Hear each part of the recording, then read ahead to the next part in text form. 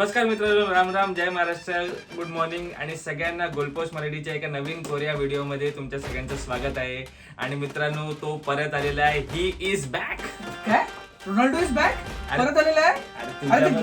तुझ्याबद्दल बोलतोय. रोनाल्डो तो जातो, पोचला घरी, आता झालं त्याचं आता. अच्छा, माझ्याबद्दल बोलतोय. तर येस मित्रांनो, मी आलेलो आहे परत थोडा एका बिझनेस ट्रिप मधला, एका बिझनेस ब्रेक मधला. पण आता आपण कोलायचंय, आपण कोलायचंय. आणि स्वप्नील, मला तुझे मनपूर्वक आभार आणि धन्यवाद आणि कॉंग्रॅच्युलेशन करायचे की you took it fantastically for so many days. भावांनी आपल्या एकटं रिव्ह्यू, एकटं मॅच प्रेडिक्शन एकटं सगळं केलेलं आहे आणि परफेक्टली केलेलं आहे. आणि स्वप्नील, मला भीती वाटली होता, बोला ही इज बॅक. तो परत मला रोनाल्डो परत आला की काय, पोर्तुगल गेली ना बाहेर नक्की, मला तर माहित नाही. बाहेर नाही, घरी पोहोचले. फॅब्रिझोने पोस्ट टाकलेली लँडेड म्हणून. आता काही नाही, आता जाऊ. तिथून परत येण्याचे काय चान्सेस वगैरे काय परत युरो मध्ये येऊ शकतो येणार आहे किंवा 2030 वर्ल्ड कप माहिती नाही. आता येऊ शकतो. सो मित्रांनो, गोलपोस्ट मराठीच्या पुन्हा एका नवीन व्हिडिओमध्ये तुमचं मनापासून स्वागत आहे. आम्ही आज घेऊन आलेलो आहोत परत दोघं मिळून स्पेन वर्सेस बेल्जियमची झालेली मॅच बद्दल आणि आज खूप काय काय बोलणार आहोत. त्या व्यतिरिक्त फिफा वर्ल्ड कपचे नॉकआउटचे स्टेजेस नंतर जे काय कॉन्ट्रोवर्सीज झालेले आहेत, जे काय बातम्या घडतात त्याच्याबद्दलही आम्ही खूप बोलणार आहोत. आमचं ओपिनियन मांडणार आहोत आणि आम्ही तुमचंही ओपिनियन घेणार आहोत. पण ते मनाला लावून घेणार नाही होत, आम्ही आमचं ओपिनियन आता ठाम मांडणार आहोत. काय स्वप्नील, सुरू करूया ही व्हिडिओ? चला सुरू करूया लगेच. सो मी आहे दर्शन कदम, मी स्वप्नील कदम. गोलपोस्ट मराठी, आपला फुटबॉल, आपली भाषा.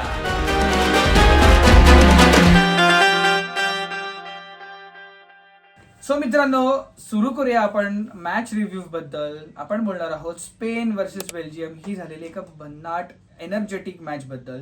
स्वप्नील, या मॅचचं पहिलं ओव्हरव्ह्यू तुला काय बोलायचं? पहिलं ओव्हरव्ह्यू असंच आहे की बेल्जियम कडून हे एक्सपेक्टेड नव्हतं. कारण आपल्या सगळ्यांना, आपण पण प्रेडिक्शन मध्ये पण असंच बोलतो की बेल्जियमची टीम ही कदाचित एवढी पुढे जाणार नाही. बेल्जियमची टीम ही क्वार्टर फायनल्स पर्यंत पोहोचलेली, हेच मोठं श्रेय आहे त्यांचं. पण त्याच्या व्यतिरिक्त स्पेन काय मस्त खेळली आहे. खूप काही गोष्टी आहेत ज्या 19-20 होत्या स्पेन बद्दल, जे बोलण्यासारख्या आहेत, ते आम्ही बोलू पुढे. पण स्पेन कन्व्हिन्सिंग वाटली नाहीये थोडीफार. पण स्पेन चांगली खेळलेली, खूप मजबूत खेळली आहे. त्यांचा गेम खूप चांगला होता, फुल एकदम कंट्रोलने खेळत होते. आणि त्याच्यानंतर बेल्जियमचा गेम पण खूप चांगला झाला होता, कारण बेल्जियमच्याकडून अटॅक पण चांगला होत होता. 1-2 प्लेयर त्यांचे मिसिंग होते, पण तरी सुद्धा बेल्जियमने ही हार मानली नाहीये आणि स्पेनने 2-1 असा कमबॅक करून जिंकून टाकलेली मॅच. आणि स्टॅट्सही स्वप्नील तू बोलतोस ते एकदम बरोबर आहेत. स्टॅट्सही फार विचित्र आहे त्या मॅच बद्दल. मला स्वप्नील कळलं नाही बेल्जियम अशी का खेळली. म्हणजे बेल्जियमने ऍटलीस्ट थोडंफार तरी दाखवायला पाहिजे होतं. बेल्जियमने थोडाफार ग्रेट दाखवलं, म्हणजे एकदम त्यांनी गिव्हअप नाही केला. जसं मोरोकोने गिव्हअप केला होता ना, तसं त्यांनी गिव्हअप तर नाही केला. त्याच्यामुळे मला खूप आनंदी आहे त्या गोष्टीबद्दल. पण अदरवाईज त्यांच्या टीम मध्ये टेलिमन्स नव्हता, तो इंजोर्ड झाला होता. मॅचच्या जस्ट आधी इंजोर्ड झाला होता, त्याच्यामुळे त्याला पण खेळता आलं नाहीये. पण स्पेनची टीमच अशी ना, त्याच्यामुळे सगळ्या टीम त्यांच्यासमोर थोडासा असा मिडच वाटतात. सो त्याच्यामुळे मी श्रेय देणार आहे स्पेनच्या टीमला या गोष्टीबद्दल. पण बेल्जियमची टीम ही चांगली खेळली, त्यांचा अटॅक खूप चांगला वाटत होता. डोकू, केविन डी ब्रुयने पण स्टार्ट केला होता. डोकू पण चांगला खेळला होता, त्याचा रन चांगले टाकत होता. यांच्याकडे ना जास्त डिफेन्समध्ये ना रनर्स नाहीयेत, किंवा राईट बॅक लेफ्ट बॅक मध्ये ना रनर्स नाहीयेत जास्त चांगलेवाले. सो त्याच्यामुळे तरी पण त्यांना माहिती होते त्यांचे लिमिटेशन्स काही होते, आणि त्याच्यानंतर सुद्धा ते लोक खूप चांगला परफॉर्म करून गेलेले आहेत. स्वप्नील, आपण स्टॅट्स बघूया ह्या टीमचे काय, ह्या मॅचचे काय स्टॅट्स होते ते. मला स्टॅट्स हे फार एस्टोरेशिंग वाटत आहेत. स्पेननी काल टोटल 17 शॉट्स हे क्रिएट केले, त्यातले त्यांचे 8 शॉट्स ऑन टार्गेट होते. Belgium on the other hand मित्रांनो 5 शॉट्स क्रिएट केले आणि फक्त 2 शॉट्स ऑन टार्गेट होते. म्हणजे कुठेतरी मला स्वप्नील तुला विचारायचं आहे की बेल्जियमचा अटॅक वीक पडला की स्पेनचा डिफेन्स स्ट्रॉंग होता? स्पेनचा डिफेन्स स्ट्रॉंग होता मित्रा, कारण स्पेन ही आतापर्यंत एकही गोल कन्सिड न करता आलेली आहे या स्टेज पर्यंत. आणि कालचा जो एक गोल खाल्लाय त्यांनी, तो त्यांचा पहिला गोल होता या संपूर्ण वर्ल्ड कप मध्ये आतापर्यंत. आणि तुला हे पण माहितीये का, स्पेन ही म्हणजे मागच्या 35 का 36 मॅचेस अनबिटन राहिलेली आहे. सो त्याच्यामुळे स्पेनचा डिफेन्स हा खूप चांगला डिफेन्स आहे. पाऊ कुबार्सी हा 19 वर्षाचा मुलगा आहे तो मित्रांनो, पण काय खेळतो, काय डिफेन्स केले आहे त्याने. काल एक येलो कार्ड खाल्लंय त्याने, पण त्याने 1 नंबर साईड सांभाळून ठेवली होती. सो स्वप्नील, फॅबियन रुईज, रॉड्री आणि ओल्मो हे तिघही चांगले खेळले होते. फॅबियन रुईज आणि रॉड्री हे दोघंच प्लेअर मिडमध्ये थांबून हे लोकांनी पूर्ण मॅच फिल्ड करून ठेवली होती. आणि ओल्मो हा अप्पर मिडमध्ये खेळून हे चांगलं डिफेन्सिव्ह स्ट्रक्चर प्लस अटॅकिंग हे दोघंही बघत होता. सो स्वप्नील, रुईजचा आपण स्टॅटस बघूया. रुईजचा आपण हिट पॅम, मी आता स्क्रीन शेअर इथे करणार आहे. स्वप्नील, रुईज हा टॉप कॉर्नर पासनं ते मिड पासनं ते बॉटम लेफ्ट पर्यंत हा सगळीकडे हिट पॅम दिसतोय. काय म्हणावं या प्लेअर? मी तर तुला सांगेन रुईस सोबत तू आपल्या रॉड्रीचा पण हिट मॅप शेअर कर, कारण काल रॉड्री सगळीकडे खेळला. म्हणजे आपण एनगोलो कांट्याबद्दल बोलतो, पण मी आज रॉड्री बद्दल हे बोलणार की 70% of the world is covered by water and rest of the world is covered by Rodri. त्याचं तसं झालेलं आहे काल. त्याचा एक नंबर केला काल, तो सगळीकडे दिसत होता. तो बॉल रिकव्हरी करत होता, तो डुएल जिंकत होता, तो सगळे करत होता. डॅनी ओल्मोला मी स्पेशली सांगेन, डॅनी ओल्मोचा गेम हा खूप भारी होता कालच्या दिवसातला, कारण तो खूप मस्त केला. त्याचे अनएक्सपेक्टेड होता त्याच्याकडून हा गेम, पण त्याचे डिफेन्सिव्ह पण चांगला खेळत होता, ऑफेन्सिव्ह पण चांगला खेळत होता. काल फॅबियन रुईस खेळलाय पेड्रीच्या जागी, त्याने स्टार्ट केलं, पण पेड्रीचा फॉर्म हा कुठेतरी 19-20 होत होता या संपूर्ण वर्ल्ड कप मध्ये, तसाच दिसला. पण तरी सुद्धा फॅबियन रुईसने ते कव्हर केलं. फुल एकदम बॉक्स क्रॅशिंग जो मिडफिल्डर असतो, जो एकदम टाइमला तो तुमच्या बॉक्समध्ये येईल आणि क्रॉसेसला कन्वर्ट करायचे, तसे केले आणि त्यांना पहिला गोल तसाच मारून कन्वर्ट करून टाकलेला आहे. पण बेल्जियमच्या दुसऱ्या साईडला बघायला गेलं तर बेल्जियमचे केव्हिन डी ब्रुयने हा एकदम फ्लॉप होता कालच्या मॅचमध्ये. त्याचं वयामानानुसार मी त्याला असं ते ऍडव्हान्टेज देईन, कारण त्याचा तो काल खेळला पण नसता, त्याने स्टार्ट पण कदाचित केलं नसतं जर टेलिमॅन्स असता, पण टेलिमॅन्स इंजुर्ड होतो त्याच्यामुळे त्याला स्टार्ट करावा लागला. त्याच्यानंतर तो सबस्टिट्यूट झाला, त्याच्यामुळे पण त्याचा गेम ओके होता. म्हणजे एकदम वाईट पण नव्हता जेवढा दिसतं, पण एकदम वाव पण नव्हता. कॅटेलरेचाच फक्त एक परफॉर्मन्स छान वाटत होता. डी कॅटेलरे बेल्जियमचा स्ट्रायकर आहे, पण एकटा माणूस किती करणार, एकटा जीव सदाशिव नाही चालू शकत आहे याच्यामध्ये. वर्ल्ड कपचे नॉकआउट मॅचेस हे प्युअरली टीम परफॉर्मन्सवर असतो. तुम्ही ते अर्जेंटिना वर्सेस इजिप्त ह्या मॅचमध्ये प्रॉपरली बघितलं असेलच. एकटा मेसी किंवा एकटा एन्झो फर्नांडेस किंवा एकटा लॉतारो मार्टिनेज हे नाही मॅच काढू शकत. ही स्पेनमध्ये ही कुठेतरी दिसून येते, पण मला वाटतं ना स्वप्नील, कुठेतरी कन्सिस्टन्सीचा मला इश्यू वाटतोय स्पेन या टीममध्ये. रॉड्री काल खेळला, पण त्याच्या आधी नव्हता खेळला, पण त्याच्या आधी खेळला, पण आता परत तसंच काय चान्सेस होऊ शकतात काय? तीच एक गोष्ट आहे जी मला बहुतेक एक कन्सर्निंग गोष्ट वाटते सेमीफायनल्स मध्ये जेव्हा फ्रान्स बरोबर स्पेन खेळ, की तुमच्याकडे ना एकदम कन्व्हिन्सिंग जिंकत नाहीये तुम्ही. पोर्तुगाल बरोबर पण असं झालं, एक लास्ट मिनिट जो गोल आला, त्याच्यानंतर ही कालची मॅच पण अशीच झाली की असं वाटत होतं की यार हे फुल ऑन का नाही जाते, ते 100% का नाही देते. यमालचे गोल्स येत नाहीयेत, यमालचे असिस्ट येत नाही, तो चांगला खेळतोय पण त्याचे ते नंबर्स मध्ये कन्वर्ट झालेलं दिसत नाहीये. पेड्रीचा गेम हा ऑर्डिनरी वाटत होता. पेड्री सबस्टिट्यूशन मध्ये आला, तो गेम कंट्रोल करायला त्याने प्रयत्न केला, पण कुठेतरी असं वाटत होतं की यार हे कन्व्हिन्स नाही होते मी, असं म्हणजे एकदम ती स्ट्रॉंग विन असते ना, ती येत नाहीये फक्त स्पेन. अशी कन्व्हिन्सिंग गेम प्ले मला फ्रान्स आणि नॉर्वे मध्ये दिसतो. हे मला तरी वाटतं कदाचित फायनल्स आपण त्यांच्यामध्ये बघू शकतो, फ्रान्स वर्सेस नॉर्वे, कारण का सुरुवातीपासूनच ते लोक त्या ऍटिट्यूड मध्ये घेतात.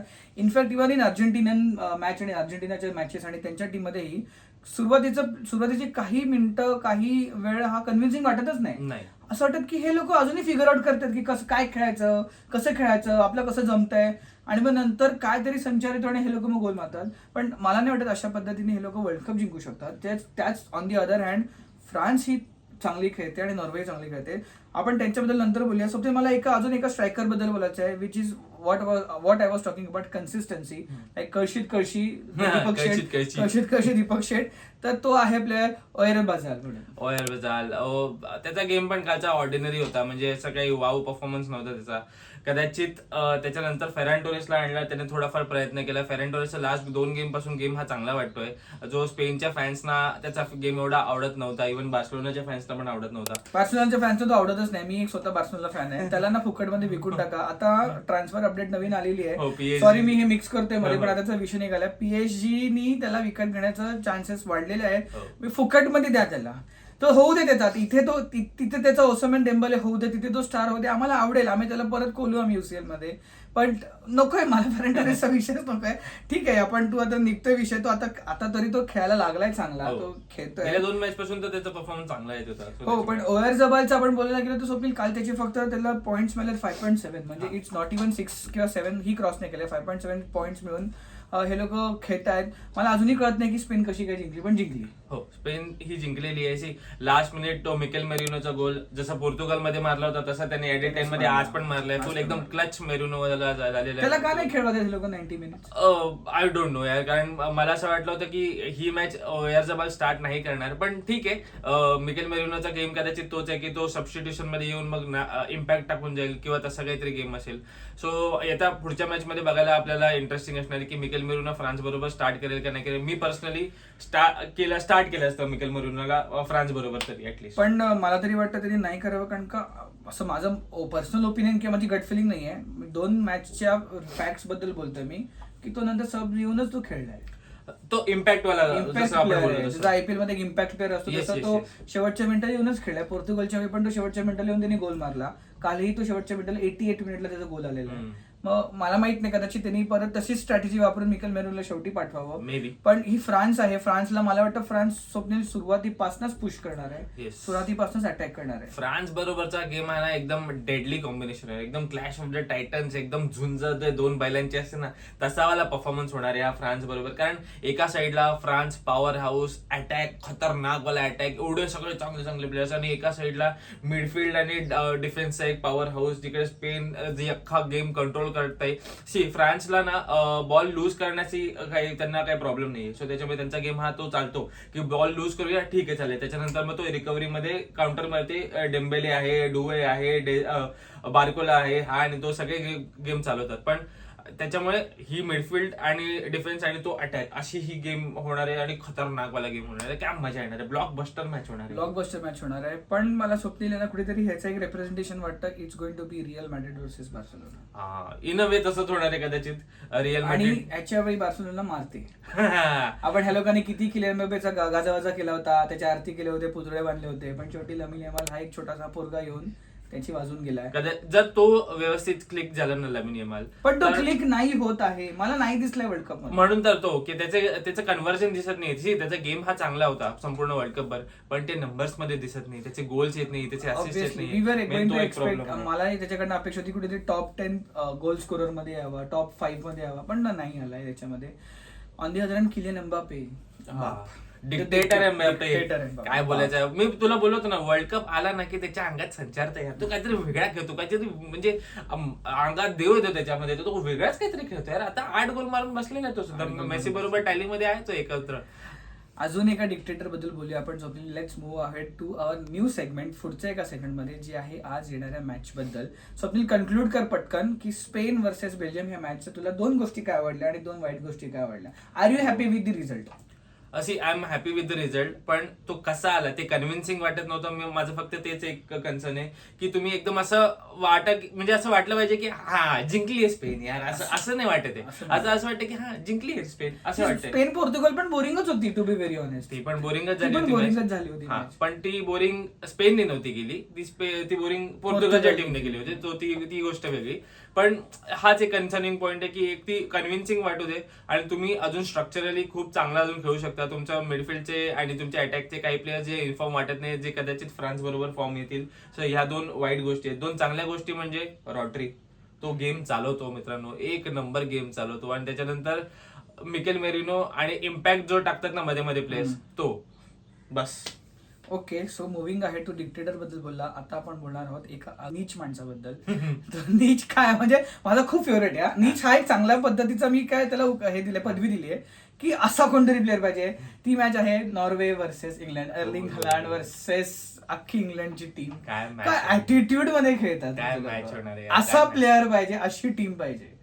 काय वाटतं? आपण आता त्या मॅच बद्दल बोलूया. We are already started our new segment, Norway versus England. This is going to be, हा मी आता चालू करतोय मॅच प्रेडिक्शनची व्हिडिओज. आता पटकनच याच्यामध्ये आज स्वप्नील ती मॅच होणार आहे रात्री 2:30 वाजता, नॉर्वे वर्सेस इंग्लंड. आणि दोन्ही साईडचे टीमचे सगळे प्लेअर फिट आहेत, सगळे प्लेअर इन फॉर्म आहेत. फक्त आता कुठेतरी एक मिस्टेक व्हावी लागणार आहे दोघांकडनं, आणि मग ते लोक गोल क्रिएट. ते तसंच होणार आहे की कोण लवकर मिस्टेक करतो. कारण ही मॅच अशी होणार आहे जी नॉर्वेचा जो अटॅक आहे, विंग्स आहे आणि रनर्स आहेत, तो अर्लिंग हॅलंड आहे, वर्सेस इंग्लंडची मिडफिल्ड, डेक्लन राईस, जूड बेलिंगहम आणि त्यांचा डिफेन्स. अशी मॅच होणार आहे, एकदम तोडफोड मॅच होणार आहे. कारण आणि मला असं वाटतं की ह्या मॅच मध्ये जे कोणी टीम जिंकेल ना, ती कदाचित फायनल मध्ये आपल्याला दिसेल. अच्छा, वर्ल्ड कप नाही म्हणणार, मारेल का नाही मारेल ते माहिती नाही, पण फायनल मध्ये दिसायची शक्यता जास्त आहे असं वाटतं मला. स्वप्नील, इंग्लंड वर्सेस नॉर्वे ह्याच्या आधी एक मॅच झाली होती 2014 मध्ये, सप्टेंबर मध्ये. आता ठीक आहे, आपण तो रेफरन्स नाही घेतला पाहिजे, कारण खूप डिफरन्स आहे. ऑलमोस्ट 11 वर्षाचा डिफरन्स आहे, 11 का 12 वर्षाचा. पण तरी सुद्धा इथे मेन्शन करावं लागेल की इंग्लंड ही मॅच जिंकली होती. पण तेव्हा अर्लिंग हॅलंड नव्हता मित्र, अर्लिंग हॅलंड नव्हता तेव्हा, पण तेव्हा स्वप्नील केनही नव्हता. असे बरेच प्लेअरही नव्हते. आता हे बरेच प्लेअरही आलेले आहेत. येस.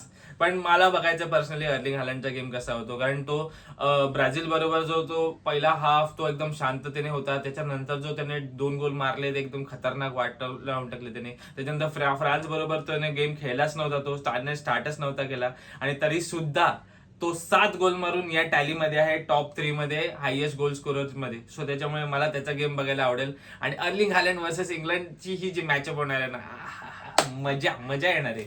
स्वप्नील यांच्या मागच्या मॅचेस बद्दल सांगतो. नॉर्वेने मागचे 4 मॅचेस जिंकले आहेत, 1 हरली आहे आणि 1 ड्रॉ केलेली आहे. On the other hand England मागचे 5 मॅचेस जिंकलेत आणि बाकीचे त्यांनी 1 ड्रॉ केलेली आहे. फक्त 6 पैकी 5 मॅच इंग्लंड जिंकलेली आहे आणि फक्त 1 ड्रॉ केलेली, एकही हरले नाहीये. नॉर्वेनी फक्त 13 गोल मारलेले आणि 10 गोल हे कन्सिड केलेले आहेत. But on the other hand इंग्लंडनी 14 गोल मारलेले आणि फक्त 5 कन्सिड केलेले आहेत. मग आता ही स्टॅट्स ऐकून काय तुझ्या मनामध्ये चेंज होतं का? चेंज असं काही होणार नाही, कारण नॉर्वे ही गोल स्कोर करत आलेली आहे. जर तू वर्ल्ड कप क्वालिफायर्स बघितले ना, तर सगळ्यात जास्त गोल स्कोर करणारी ही टीम ही नॉर्वे होती. आणि त्याच्यामुळे त्यांच्याकडे गोल स्कोर करण्याची नॅक आहे, कारण त्यांच्याकडे सगळ्यात मोठी गोष्ट अर्लिंग हालंड आहे. सो त्याच्यामुळे ती आहे नॅक त्यांच्यामध्ये. पण त्याच वेळेला इंग्लंड ही एक कडकवाला मॅनेजर सांभाळतोय, थॉमस टुकल सांभाळतोय, प्लस हॅरी केन आहे तुमच्याकडे, बेलिंगहॅम हे सुपरस्टार आहे तुमच्या टीममध्ये. सो त्याच्यामुळे ही मॅच ही टफ मॅच होणार आहे. फक्त हालंडचं नाव नाही घेतलं पाहिजे स्वप्नील, तू फक्त त्याचं नाव घेतोयस कारण का नॉर्वेमध्ये ओडेगार्ड पण आहे, सॉरलॉथ पण आहे, नीलँड त्यांचा गोलकीपर तो सुद्धा आहे. पण ठीक हालंड आहेच, हालंडचा प्रश्नच नाही. पण we can not afford to not mention all this players. Of course म्हणजे हे फक्त बोलण्यासाठी आहे की हालंडचा अटॅक वगैरे आहे, पण अख्खी टीम पण त्यांची चांगली खेळलेली. नायलंडचा मागचा गेम हा तुफान होता, ओडेगार्डने अख्खा गेम चालवला होता. त्याच्यानंतर अजून एक प्लेअर आहे त्यांचा नुसा, तो एका लेफ्ट साइडने तो सांभाळत होता, तो सबस्टिट्यूट झाला होता ब्राझीलच्या मॅच मध्ये पहिल्या हाफ नंतर. पण तो 1 नंबर प्लेअर आहे. सो त्याच्यामुळे गेम चालवणारे लोक आहेत. फक्त आता ह्या लोकांचा सपोर्ट घेऊन हालंड आणि ही संपूर्ण टीम ही कसं गाजवते मैदान हे बघायला मजा येणार आहे. स्वप्नील पण त्यांच्यामध्ये ना 2 वाईट गोष्टी आहेत की डेक्लन राईस हा इंजर्ड आहे आणि हेंडरसन इंजर्ड आहे. हा, डेक्लन राईस तरी पण मला असं वाटतं की तो स्टार्ट नाही केला तरी पण तो सेकंड हाफ मध्ये थोडे मिनिट्स येईल. हेंडरसन तो आउटच झालेला आहे संपूर्ण टुर्नामेंटच्या. सो त्याच्यामुळे त्याच्याबद्दल बोलणं व्यर्थच आहे. पण तरी सुद्धा हे प्लेयर्स नसताना सुद्धा ही जर टीम तुला एवढी स्ट्रॉंग वाटत असेल तर विचार कर ही टीम कशी खेळत आली आहे आतापर्यंत. बरोबर बोलतोय. साकाला कुठे खेळवायला पाहिजे का सुरुवातीपासून? येस, मी असतो तर साका हा त्याने मॅच स्टार्टच केली असती. एका साईडने साकाला ठेवलं असतं, एका साईडने अँथनी गॉर्डनला ठेवलं असतं, हॅरी केन अपटॉप आणि नंबर 10 ला जूड बेलिंगहम. येस. स्वप्नील, प्रेडिक्शन्स काय वाटतात तुला ह्या मॅचचं, कोण जिंकेल आणि किंवा काय स्कोर लाईन असेल? मला तरी असं वाटतं की ही मॅच एक्स्ट्रा टाइम मध्ये जाणार आहे आणि कदाचित एक्स्ट्रा टाइम मध्ये रिझल्ट लागू शकतो. 2-3 वगैरे अशी स्कोर लाईन होणार आहे. आणि मला असं वाटतं की sorry to say England fans, पण मला असं वाटतं की नॉर्वे ही मॅच काढेल. माझं प्रेडिक्शन काहीतरी वेगळंच वाटते, कारण का मी आता जे स्टॅट्स बघतोय, लाईव्ह स्टॅट्स बघतोय, मी असंच काय बोलत नाही, लाईव्ह स्टॅट्स बघतोय, इंग्लंड टीमला हा थोडा एक अपर हँड दिसतोय.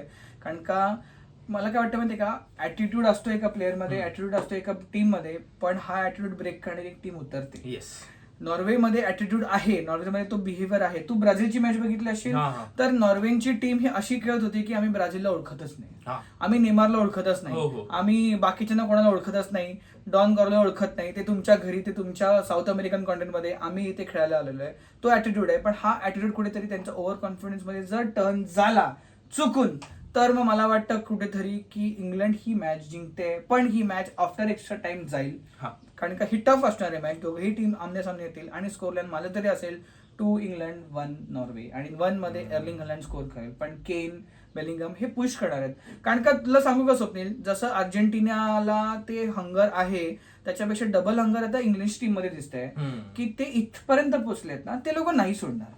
आणि बऱ्याच वर्षांपासून असंच होत आलंय खूप स्ट्रगल चालू आहे की यार हा वर्ष आपला पण नाही होते. पण कदाचित इथे इंग्लंड हे चेंज करू शकते आणि त्यांच्याकडे कॅपेबिलिटी आहे ते चेंज करण्यासाठी. पण तरी सुद्धा आपण बोललो होतो आपण प्रेडिक्शन नाही करायचंय, पण तरी सुद्धा एक हलकसं प्रेडिक्शन आहे. दर्शनला असं वाटतं की इंग्लंड ही मॅच काढेल, मला असं वाटतं नॉर्वे ही मॅच काढेल. त्याच्यामुळे आपण उद्या बघूया मॅचच्या प्रिव्ह्यू मध्ये की काय झालेलं आहे नक्की. येस. आणि दुसरी गोष्ट, ही मॅच सुद्धा स्वप्नील गोलकीपरची मॅच असणार आहे. एका साईडने नीलँड आहे आणि एका साईडने पिकफोर्ड आहे. कारण का अटॅक्स दोघांचे बाप आहेत.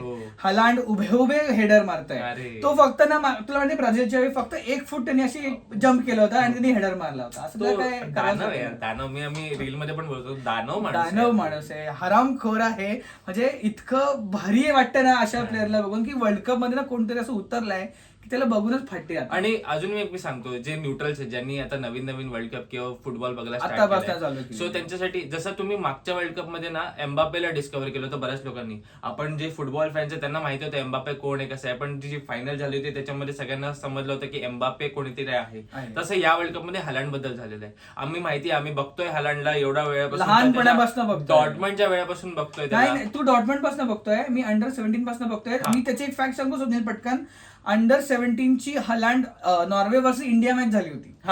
कुठे झाली होती माहिती का? मुंबईमध्ये झाली होती, अंधेरी स्पोर्ट्स कॉम्प्लेक्स मध्ये मॅच झाली होती. आणि हालांडनी तेव्हा 2 गोल मारले होते इंडियाच्या अगेन्स्ट. आणि तेव्हा तिथून तो बाहेर आला होता की अरे हा कोणतरी नवीन पोरगा नॉर्वेचा. कारण का तेव्हाही नॉर्वे काय फॉर्म मध्ये नव्हती. इंडियाने नॉर्वेला ह्याच्या आधी हरवलेलं आहे. आता हे इंडियन फुटबॉलला नवीन काहीतरी आहे परत, की तुम्ही जाऊन चेक करा. एर्लिंग हालँड वर्सेस इंडिया ही मॅच झाली होती, अंडर 17 ची मॅच होती आणि आपल्याही ते मॅच झाले होते. आणि हालँडनी तेव्हा 2 गोल मारून त्या लोकांना पुढे नेलं होतं. सो तेव्हापासून आम्ही बघतोय हालँड. आम्ही बोलायचं असं की आम्ही तेव्हापासून बघतो हालँडला, त्याच्या अर्ली डेज पासून. आणि या वर्ल्ड कप मध्ये बऱ्याच लोकांनी हालँडला डिस्कव्हर केले आणि आता त्याचे फॅन्स बनतायत नवीन नवीन. आणि कुठेतरी पुढे जाऊन अर्लिंग हालँड हा खूप मोठा सुपरस्टार होणार आहे, म्हणजे मेसी, रोनाल्डो वगैरे तसा त्या ब्रॅकेटमध्ये तुम्ही याचं नाव ऐकाल. सो त्याच्यामुळे या माणसाकडे लक्ष ठेवून राहा सगळ्यांनी. सो स्वप्नील, आपण पुढे जाऊया. व्हिडिओ ही खूप लांबची होणार आहे मित्रांनो, थोडंसं बेअर करा, कारण का आज एक मॅच नाही, आज दोन मॅच आहेत. त्या मॅच बद्दल बोलायचं आहे का? हो, बोलावं तर लागणारच आहे, कारण ती मॅच ही आपली सगळ्यात फेवरेट मॅच होणार आहे कदाचित. स्वित्झर्लंड वर्सेस अर्जेंटिना या मॅच बद्दल बोलतोय. आणि आम्ही ब्लश झाली, मी ब्लश झालो. अरे मला त्यांना आज वेगळं वाटतं काहीतरी अर्जेंटिना. आज यू आर बॅक, पण आज तो पण एक बॅक होणार आहे, तो पण येणार आहे आज. येतोय अरे आपला तो येतोय परत. लिओनेल मेसी आज परत मैदानात. He was not back, he was there from the starting. He will be always there. तो असा प्लेअर आहे की तो पेनल्टी शूट आउट मिस झाल्यानंतर रडतो आणि काय म्हणतो की मी माझ्या टीम साठी कुठेतरी मला वाईट वाटलं की मी माझ्यामुळे हरते काय टीम, आणि तो येऊन तो गोल मारतो. मित्रांनो, आम्ही बोलतोय लिओनेल अँद्रेस मेसी बद्दल. आणि ती मॅच आहे स्वित्झर्लंड वर्सेस अर्जेंटिना.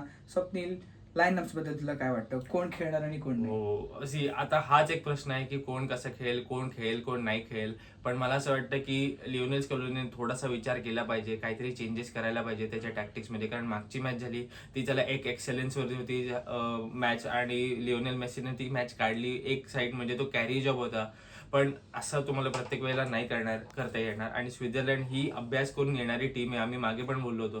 कारण कोलंबिया सारख्या टीमला जर तुम्ही थांबवताय 0-0 तर तुम्ही काहीही करू शकता. कारण कोलंबियाची टीम ही बाप टीम आहे यार, आणि या टीमला तुम्ही अडवलंय आणि तुम्ही पेनल्टीज मध्ये जिंकलात या टीम बरोबर. सो त्याच्यामुळे तुमची ही टीम अभ्यास करून येणार आहे, त्याच्यामुळे तुम्हाला काहीतरी करावं लागेल यार. हो, आणि पण अजून एक आहे की स्वित्झर्लंड हे आपण ग्लोबल स्टेजला कधी नाही बघितलंय, पण त्यांचे प्लेयर्स हे ग्लोबल स्टेजलाच आहेत. एम्बोलो, अकांजी, वार्गास, जाका, हे सगळे बाप प्लेयर्स आहेत. आपण त्यांना स्वित्झर्लंड मध्ये कधी खेळताना बघितलं नसेल, पण हे लोक त्यांच्या क्लब्स मध्ये टॉप लेवलचे आहेत आणि ते क्लब सुद्धा टॉप लेवलचे आहेत. So it's going to be a tough match. आणि असं नाही की अरे स्वित्झर्लंड आहे म्हणून जिंकते अर्जेंटिना, नाही, काही होऊ शकतं. कोलंबिया सारख्या टीमला हे लोक रेजिस्ट करून ठेवतात आणि पेनल्टी शूट मध्ये जाऊन करतात. त्यात तो भाग वेगळा आहे की कोलंबियाने पेनल्टी हगली आहे मित्रांनो, लिटरली म्हणजे तोंडातली मॅच घालवली आहे ती. कोलंबिया आज पुढे पाहिजे होती, पण कुठेतरी as an Argentinian fan, not me, we are not bias on this video, पण अर्जेंटिनियन फॅन साठी कोलंबिया ही नको होती. या लोकांना स्वित्झर्लंडच हवी होती. येस, कोलंबिया नको होती. कारण त्याचं कारण आपण सगळ्यांनी पोर्तुगाल बरोबर कोलंबियाचा गेम बघितलाय आणि ही तशी टीम खेळते. हमेज रॉड्रिगेज, लुईस डियास हे सगळे वेडे प्लेयर्स आहेत. पण कम्पॅरेटिव्हली जर तुम्ही बघितलं की कोलंबिया पाहिजे का स्वित्झर्लंड पाहिजे, तर मी तर स्वित्झर्लंड चूज करेन एनी डे. पण तुमच्या गेम वरती पण मॅटर करतं. आता बघायला लागेल की तुम्ही कसे खेळता. तुला काय वाटतं की स्टार्ट मध्ये कोण असेल? लिसँड्रो आपला लुटारो मार्टिनेज स्टार्ट करेल का अल्वारेज स्टार्ट करेल? ते दोघही नको आहेत. मला दोघही नको आहेत. बिन कामाची पोरं आहे ती, त्या लोकांना नाही जमत मित्र आहे.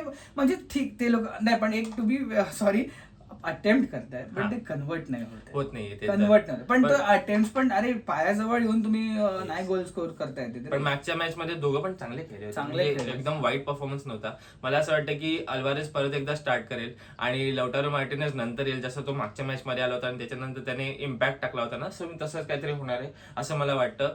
फक्त मला असं पाहिजे की विंग्सला ना काहीतरी 2 पेसी प्लेयर्स टाका यार तुम्ही. विंग्सला पण काहीतरी पाहिजे, ते जमत नाहीये, ते काहीतरी होत नाहीये. आणि स्वप्नील डिफेन्सचं काय आपण बोलायचं, ओटामेंडी का नाही खेळतोय? ओटामेंडी आपण मागे पण बोललो होतो की ओटामेंडी कदाचित एज फॅक्टरमुळे तो संपूर्ण मॅच खेळू शकणार नाही, पण आता इथपासून पुढे मला असं वाटतं की ओटामेंडी हा फुल टाइम खेळताना दिसेल. दिसेल कारण आता सेमीज झाले, तर आता सेमीफायनल होते, आता ह्याच्या पुढे तो नाही खेळला पूर्ण तर मग कधी खेळणार? मोलिनाला नाही जमत आहे, मोलिना ह्या प्लेअरला डिफेन्स लाईन पकडता नाही येते, आणि मग तिथे ते प्रेशर आहे ना मिड आणि स्ट्राईक मध्ये. सध्या तरी मला असं वाटतं की रोमेरो आणि लिसँड्रो मार्टिनेज हे एकदम सांभाळून ठेवत आहेत, पण काहीतरी करावं लागेल. म्हणून म्हटलं की जे विंगबॅक्स आहेत आणि विंगर्स आहेत त्या लोकांना काहीतरी पेसी प्लेयर्स टाकावे लागतील, काहीतरी एक्सपेरिमेंट करावं लागेल. टाका व्हॅलेंटिन बार्कोला एका साईडने, टाका सिम्युनीला एका साईडने, निकोपासला टाका, काहीतरी करा वेगळं. मॅकॅलिस्टर हा खूप चांगला खेळतो, एन्झो फर्नांडिसचा गेम हा 19-20 तळ्यात मळ्यात असंच खेळतोय तो, त्याच्यामुळे काहीतरी चेंजेस करा. समोरच्या टीमला काहीतरी धक्का द्या, असं मानसिक धक्का द्या की बाबा अरे हे काय केलं या लोकांनी अचानक, असं काहीतरी करून टाका. आणि ही मॅच मला तरी असं वाटतं की अर्जेंटिनाच्या फेवरमध्ये जाईल, बट स्टील काहीतरी वेगळं केलं पाहिजे स्कलोनीने. अजून एक फॅक्ट आहे, स्कलोनी डेफिनेटली वेगळंच करेल. स्वित्झर्लंड ही गेले 5 मॅच ही ड्रॉ करून बसलेली आहे, अर्जेंटिना ही गेले 5 मॅच ही विन करून बसली. येस, सो आता बघायला मजा आली. ही पण मॅच मला असं वाटतं की एक्स्ट्रा टाइम पर्यंत जाऊ शकते यार, जाऊ शकते. ओके, पटकन what is the score line prediction? हा, मला तरी असं वाटतं की 2-1 किंवा 3-1 वगैरे असं अर्जेंटिना ही काढेल match. But they have to start to push from beginning. हा, तुम्ही 80 मिनिटांनंतर तुम्हाला अंगात काहीतरी येईल आणि मग तुम्ही अरे मरू यार, आम्ही अटॅक बिटॅक गेले एखाद वेळी. आम्ही बोललो होतो नाही जमत आहे ह्या वर्ल्ड कप मॅच बघणं, मी सोडून दिलंय वर्ल्ड कप तर सोडून दे, पण अर्जेंटिनाच्या मॅचेस ह्या एकदम it is not for weak hearted people, कारण काहीतरी वेगळं करतात यार. नंतर मग अचानक तो मेसी येतो आणि मग त्याला अचानक आठवते की बाबा मी तर मेसी आहे, मग त्याच्यानंतर मग तो नको, असं नका करू. एकदम असं स्पेन सारखं पाहिजे मला, की काहीतरी कन्व्हिन्सिंग वाटू दे की बाबा हा हे जिंकले बाबा, असं काहीतरी पाहिजे. मेसीनी पेनल्टी घ्यावी की नाही मी त्याच्या ॲबिलिटीवर क्वेश्चन करतोय. गेल्या 2 पेनल्टी हगलाय तो, 2 पेनल्टी मिक्स केल्यात त्यांनी. मेसीनी पेनल्टी मला नाही नको घेऊ बाई, नाही प्रेशर मध्ये आहेस ना, नको घेऊ, दे दुसऱ्यांना. तू हरणार आहे, दुसरे हरतील ठीक आहे. पण ही फॅशन चालली आहे सध्या, माहितीये तुला, की तुम्ही पेनल्टी मिस करता त्याच्यानंतर एक बँगर गोल मारताय. एम्बापेने केलं, मेसीने केलं, सो ही फॅशनच चालू आहे, ट्रेंड मध्ये आहे सध्या. अरे पण ऍज अ फॅन आम्हाला हे नाही पचत आहे ना. काहीतरी विचार करावा लागेल. कदाचित मेसी हा स्वतःहून येऊन बोलेल की मी नाही करत आता सध्या ट्राय पेनल्टीसाठी, दे चान्स दुसऱ्यांना, काही फरक नाही पडत. तुमच्याकडे तुमच्या टीम मध्ये आहेत स्कोर करणारे, एन्झो फर्नांडिस आहे तुमच्याकडे, लौटारो मार्टिनेज आहे, अल्वारेज आहे तुमच्याकडे. सो तो विषय डिस्कशनचा नसला पाहिजे अर्जेंटिनाच्या कॅम्प मध्ये तरी, मला असं वाटतं. कॅम्प मध्ये तरी स्कोर लाईन काय म्हणाला होतास? मला तरी वाटतं 2-1 किंवा 3-1 वगैरे अर्जेंटिना. हा, ही एक्स्ट्रा टाइम मध्ये जाणार मॅच, म्हणजे असं 90+ जे काय होईल ते 120 मिनिटं वगैरे जे काय असतात. ओके, मलाही तेच वाटतं. अर्जेंटिना ही मॅच डेफिनेटली जिंकेल, फिंगर्स क्रॉस, नजर नको लागू दे कोणाला. अर्जेंटिना ही मॅच डेफिनेटली जिंकेल, पण कुठेतरी एंड मुवमेंट पर्यंत परत जाऊ शकते, कारण का एम्बेलो, अकांजी, वार्गास, डिफेन्स खूप चांगला आहे स्वित्झर्लंडचा, चांगले प्लेअर आहेत, चांगले खेळणारे प्लेअर आहेत. पण हा लोकांना कुठेतरी तो ब्रेक करता आला पाहिजे. माझं म्हणणं हाच आहे की तुम्ही सुरुवातीचे 40 मिनिटं एक्सपेरिमेंट का करत बसलेत? तुम्हाला माहिती नाही का की तुम्ही कोण आहात, तुम्ही कुठल्या टीम मधला तुम्ही रिप्रेझेंट करताय, तुमचा कोच कोण आहे, तुमच्यावर प्लेअर कोण खेळत आहे. तुम्ही सुरुवातीचे 40 मिनिटं 30 मिनिटं फिगर आउट करताय की ह्याला कसं ब्रेक करायचं, काय कुठेचं वीक पॉईंट पकडायचं. नाही, सुरुवातीपासूनच पुश करा. गेले 3-4 मॅचेस अर्जेंटिनाचे असेच झालेत की सुरुवातीला एकदम लाईट होतात, नंतर काहीतरी होतं आणि पुश करा. जर तुमच्यामध्ये कॅपेबिलिटी आहे, जर तुम्ही गोल खाल्ले तर तुम्ही परत मारणार. त्याच्यामुळे तुम्ही घाबरून न खेळता ऑल आउट जा, मी तर बोलतो, एकदम संपून टाका. जे आर ना पार, जे गेलं होऊन. आणि टू बी व्हेरी ऑनेस्ट, आम्ही नाही एक्सपेक्ट करत की अर्जेंटिना फायनल मध्ये येऊ शकते. आम्हाला माहिती कुठेतरी त्याचं शेवट होईलच, आज होईल ना तर उद्या होईल. आणि फायनल आली तरी ती नाही जिंकणार, कारण का तिथे तगडे टीम्स उभे राहिलेले आहेत. एक तर फ्रान्स किंवा स्पेन आणि फ्रान्सच येईल, मला तर म्हणणं असंच आहे. इथे जरी ही जिंकली तरी इथे नॉर्वे येऊ शकते आपल्या अगेन्स्ट, मे बी काहीतरी होईल. बट येस, आजची मॅच तरी डेफिनेटली जिंकेल अर्जेंटिना, आणि माझं स्कोर असेल 3-1, कारण का फॉर्म मध्ये आहे. येस आहे, अर्जेंटिना फॉर्म मध्ये आहे. कुठेतरी लाईट आता काय, आता परत बार्बिक्यू करत असतील, कुठेतरी गिटारवाला बोलत असतील, ते गिटार वाजत घेऊन असतील, ते चिल आहेत, त्यांना काय फरक पडत नाही. चिल मध्ये अर्जेंटिना फॅन्स आहेत, पण बाकी काही फॅन बेस आहेत ते चिल मध्ये नाहीयेत सध्या. सो काय करायचं, त्यांच्या आईची त्यांना आपण ना वर्ल्ड कप नंतर सगळ्यांना सडेतोड उत्तर देऊया, नाहीतर आम्ही आता मध्ये मध्ये एक व्हिडिओ काढूच, कारण का खूप ॲलिगेशन चालू आहेत, खूप काय खबर. FIFA world cup is rigged for biased with Argentina आणि काय भाई तो टाकला इजिप्तचा गोल. बोलू का त्याच्याबद्दल आता? राहू दे, आपण एक वेगळा प्रोजेक्ट करूया. ठीक आहे. ते 2 टकले भाऊ आहेत ना इजिप्तचे, आणि त्या लोकांना त्याच्याबद्दल मला खूप काहीतरी बोलायचं आहे. त्या क्रिस्टियानो रोनाल्डो बद्दल मला खूप काय बोलायचं आहे. त्याच्यासाठी मी उभा राहून त्याची स्टँड घेतला होता. त्याच्याबद्दल आम्ही स्वप्नीलनी व्हिडिओज केले होते, मी व्हिडिओ केले होते. स्वप्नील कुठेतरी आपण त्याला त्या येड्याला आपण फायनलमध्ये घेऊन गेलो होतो पोर्तुगल वर्सेस स्पेन मध्ये, आणि तू वर्ल्ड कप जो हरल्यानंतर तू काय टाकतोय काय तिथे करूया व्हिडिओ. सोडायचे नाही लोकांना. एक वेगळा सेपरेट व्हिडिओ येणार आहे. तुम्ही ती व्हिडिओ तर नक्कीच बघा. आमचा आक्रोश निघणार आहे ऍज अ फॅन म्हणून, आणि ऍज अ फुटबॉल व्ह्युअर म्हणून, आणि ऍज अ फुटबॉल प्लेअर म्हणून सुद्धा, की तुम्ही काय बोललं पाहिजे, तुम्ही कोणाला रिप्रेझेंट करताय. पण ठीक आहे, घेऊ आपण पुढे व्हिडिओ आपण मारायची आहे मित्रांनो. आमच्यावर ही व्हिडिओ नक्की बघा, आणि तुम्हाला कशी वाटली ही व्हिडिओ ह्याच्याबद्दल आम्हाला नक्की कमेंट करा. आणि आता कळशीत स्वप्नील शेट कळशीत दिसणार आहे आता आमच्या व्हिडिओ मध्ये सुद्धा. एंड पर्यंत नाही, पूर्ण सीझन. आता ट्रान्सफर, अरे स्वप्नील, ह्या मराठी जी आपली ऑडियन्स आहे ना, आता by the way 1 lakh cross केलेत आपण, व्ह्यूज आपल्याला मिळाले. 80% हा ऑडियन्स मराठी आहे. मराठी ऑडियन्सला सांगायची इच्छा आहे माझी की फक्त वर्ल्ड कप नाहीये, बाकीचं पण भरपूर काय चालू आहे. बोललो पण नाहीये. ट्रान्सफर विंडो ओपन चालू आहे. स्वप्नील बार्सेलोनाच्या अंगात आलाय, त्याला म्हणा वर्ल्ड कपच्या. चिल मध्ये तर अर्जेंटिना फॅन्स आहेत, पण अजून पण काही काही फॅन बेसेस आहेत ते चिल मध्ये नाही आहेत. त्यांच्या हृदयामध्ये खूप खळबळ चालू आहे. काय भरपूर काय बोललं जात आहे वगैरे, काय भरपूर काय चाललंय सध्या इंटरनेटवरती. काय म्हणतो त्यांच्या आजची बाबा ऐक स्वप्नील, मला सगळ्यांना उत्तर द्यायचं आहे. मी फक्त वर्ल्ड कप संपेपर्यंत थांबलोय, पण असं वाटत नाही की आपण थांबावं. सगळ्यांना उत्तर देऊया. सगळे खूप काय कॉन्ट्रोवर्सीज क्रिएट करायचा प्रयत्न करतायत, खूप काय बोलायचा प्रयत्न करतायत. आपण फॅक्ट्स मध्ये घेऊन येऊया या सगळ्या व्हिडिओज. आपण proper facts, proper evidence, proper facts, events काय झाले, घटना कशा झाल्या, कंपॅरिझन आपण करूया, आणि सगळ्यांना आपण बरोबर त्यांची लायकी दाखवूया. मी या शब्दात बोलेल, त्या 2 टकले आहेत जे इजिप्त बद्दल, आता मला सॉरी पण मला बोलायचं आहे, ते 2 टकल्यांबद्दल मला बोलायचं आहे की त्यांची काय लायकी होती, ती इजिप्तमध्ये कसे ते काय तिकडे रंग दाखवून आले होते, ते कसे वागलेत, कसं काय खेळलेत, त्यांच्याबद्दल बोलायचं आहे. आणि एक प्लेअर आहे ज्याच्याबद्दल मी स्वप्नील सुरुवातीपासून स्टँड घेतलाय, त्याला आम्ही फायनल पर्यंत पोहोचलोय, तो आहे क्रिस्टियानो रोनाल्डो.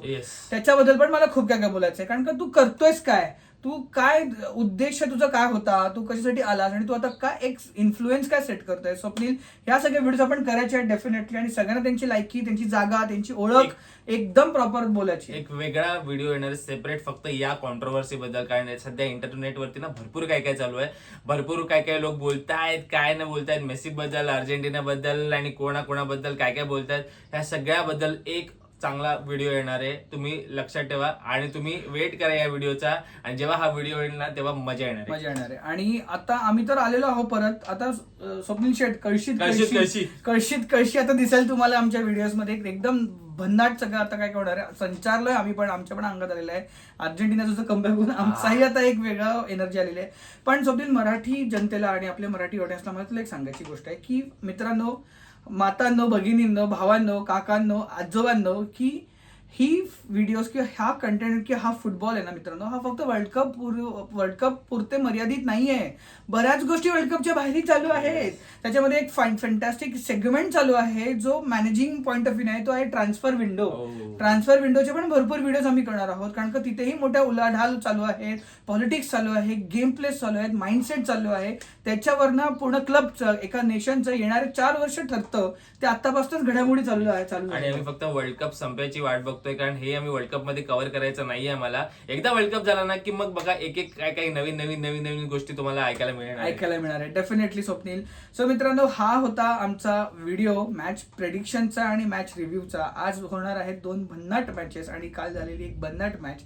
आता बघूया पुढे काय होणार आहे. स्वप्नील, फायनल तुला आपल्या ऑडियन्ससाठी काय सांगायचं आहे? फायनल हेच सांगायचं की तुम्ही सबस्क्राईब करा यार आम्हाला इंस्टाग्राम वरती जाऊन बघा, आम्ही काय मस्त रील टाकतो, आणि युट्यूब वरती पण आमचे व्हिडिओज बघा, काय मजा येते व्हिडिओ मध्ये. आता तर भाऊ इज बॅक. आता तर मग अजून आग आणि धूर एकत्र, आता हिंदुस्थानी भाऊ दिसते. सो स्वप्नील, एंड करूया ही व्हिडिओ. मित्रांनो, कसा आवडला हा व्हिडिओ तुम्ही आम्हाला नक्की कमेंट सेक्शन मध्ये सांगा. फीडबॅक द्या, पॉझिटिव्ह फीडबॅक असू दे, नेगेटिव्ह फीडबॅक असू दे, कमेंट्स करा, शेअर करा. ही व्हिडिओ प्रत्येक मराठी घराघरात पोचवा. नुसतं मराठी जन्मलेला नाही तर मराठी भाषिक, आपल्याला मराठी भाषेमध्ये हा फुटबॉल घराघरात जगामध्ये पोचवायचा आहे. कारण का कुठेतरी फिफा सुद्धा मराठी भाषेला इम्पॉर्टन्स देते. या जगामध्ये इतके भाषा बोलली जातात पण फिफा सुद्धा मराठीमध्ये पोस्ट करते. हे तुम्ही जाऊन फिफाच्या इंस्टाग्राम पेज बघा.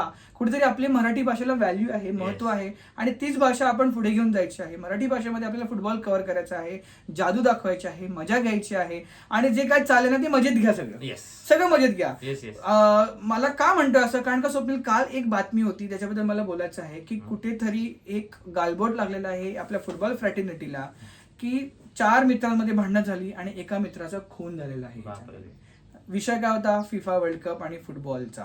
यंग पोरं आहेत, यंग पोरांना कुठेतरी मार्गदर्शनाची गरज आहे. आम्ही पण यंग त्या पिरियडमध्ये गेलेलो आहे पण आम्ही कधीच त्या टर्फच्या बाहेर ही रायव्हलरी घेऊन नाही आलो, त्या रूमच्या बाहेर रायव्हलरी घेऊन नाही आलो, त्या मॅचच्या रायव्हलरी घेऊन नाही आलो. आमच्यामध्ये पण कट्टर रायव्हल्स आहेत पण आम्ही अजूनही मित्र आहोत. पण कुठेतरी तुम्ही ह्याची काळजी घ्या की इथपर्यंत ॲग्रेशन घेऊन जाऊ नका. खूप वाईट गोष्ट आहे ती, खूप चुकीची झालेली गोष्ट आहे आणि त्या लोकांना त्यांच्या चेहऱ्यावर स्वप्न रिमोर्स नाही. रिमोर्स म्हणजे एक हे नाहीये की गिल्ट नाहीये की हे मारलं. एवढं ॲग्रेशन चुकीचं आहे. मित्रांसारखं आहे यार, मित्रांसारखं करा, एन्जॉय करा, फुटबॉल खेळा, एन्जॉय करा. आज आमची टीम हरते, उद्या तुमची टीम हरेल, आज आमची टीम जिंकते, उद्या तुमची टीम जिंकेल. हे सर्कल आहे. असं काही नाही की रोनाल्डोच हरला पाहिजे किंवा मेसी हरला पाहिजे. रोनाल्डोही तितकाच छान खेळतो, मेसी तितकाच छान खेळतो. पण कुठेतरी आता खून होत आहेत, मर्डर होत आहेत, मारामारी होत आहेत, हे चुकीचं आहे. एवढं ॲग्रेशन नाही आलं पाहिजे स्वप्नील. सो मित्रांनो, ही होती आमची एक छान व्हिडिओ. कसं वाटलं हे आम्हाला नक्की सांगा. मी आहे दर्शन कदम, मी स्वप्नील कदम. बोलपोस्ट मराठी, आपला फुटबॉल आपली भाषा.